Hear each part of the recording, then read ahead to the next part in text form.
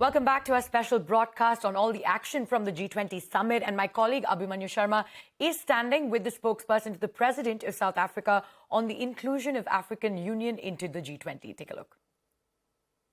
I mean, it's a very important development. It's one that we're not only delighted with, but it signals a sort of right step in an appropriate direction with respect to further reforms that we are seeking in various multilateral institutions. As you know, we've advocated quite strongly for the reform of the United Nations Security Council. The BRICS Summit declared itself quite well in that regard. We are advocating for some reforms to take place with respect to global financial institutions and the manner in which development is funded. And we will continue to advocate for those positions.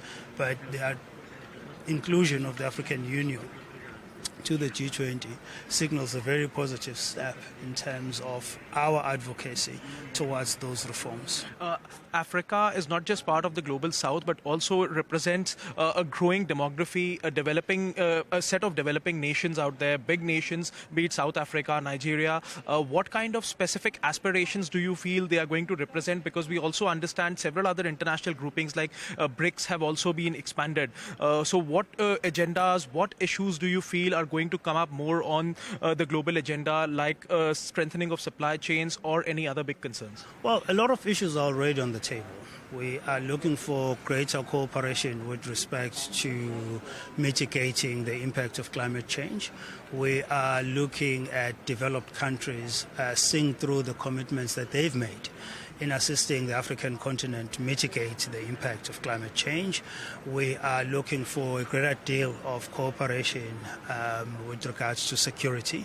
As you know, we are still affected by conflicts in various parts of the continent. South Africa is quite involved in ensuring that those conflicts are resolved speedily, so that we can continue to focus the continent on development.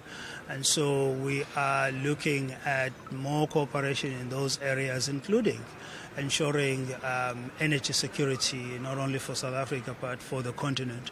And so those are issues that are already firmly on the table, and we'll continue advocating around those issues and forming partnerships, both at a bilateral as well as at a multilateral level, to ensure that we realize a significant amount of progress in those areas. A slew of multilateral agreements, a slew of free trade agreements have been signed off late by India. What kind of agreements do you feel can possibly be signed with South Africa or the African Union at large? We are also seeing larger acceptance of the UPI system from India across the world. What kind of future do you envisage for the same?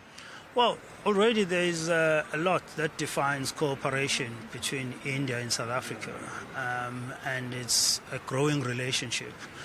We certainly, from the South African perspective, are seeking to grow our trade with India. There are a number of areas where India has made huge advances that we would like to increase cooperation on. For example, your space program, which is growing in strides. We would like to increase cooperation with respect to digitization and other areas of technology. We're already cooperating a great deal in the pharmaceutical area and would like to grow that. There's cooperation in the automotive industry, which we'll also like to see growing. And so you will see a growing relationship. As India grows and we're seeking to grow our economy, we will grow the various areas of bilateral cooperation.